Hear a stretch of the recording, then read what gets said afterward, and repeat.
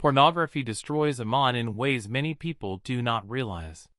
It targets the heart first, the place where faith lives. When a believer watches something haram, especially something that promotes indecency, a dark spot appears on the heart. If the person continues the sin again and again, these spots increase until the heart becomes almost blind to guidance. The person who once felt ashamed of sin slowly becomes comfortable with it, and when shame disappears, faith becomes weaker. Pornography does not just affect the eyes, it affects the soul. Allah has commanded us in the Quran to lower our gaze and protect our chastity. When we ignore this command, we are showing Allah that His rules are not important to us. This disobedience itself crushes the strength of Iman. Slowly a person's salah loses its sweetness. They stand before Allah but feel no connection. Their dua becomes empty.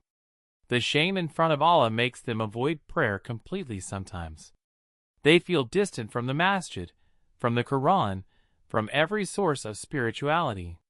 This addiction also creates hypocrisy inside.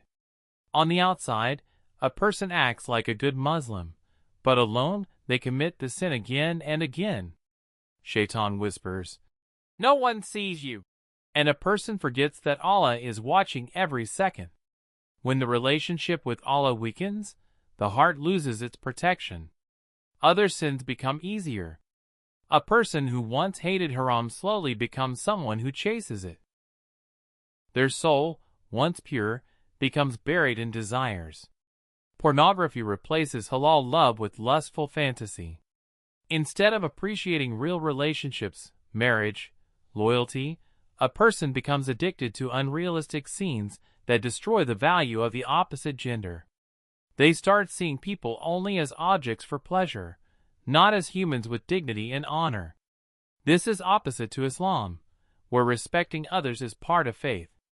When you look at someone with lust, you are violating their honor in your heart, even if they never know. One of the biggest harms is that pornography turns a person away from Jannah toward temporary pleasure. It steals time, energy, focus, purpose. It makes a person addicted to instant enjoyment and forgetful of long-term success in the hereafter. It tricks the brain into thinking happiness comes from desire, not from obedience to Allah. The spiritual energy that drives good deeds disappears. The person no longer feels motivated to read Quran, give charity, or do dhikr. And worst of all, pornography kills haya, the modesty that is the crown of a Muslim.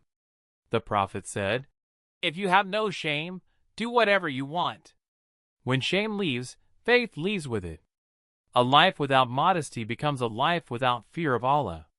This is why pornography is not just a sin, it is a silent attack on Iman.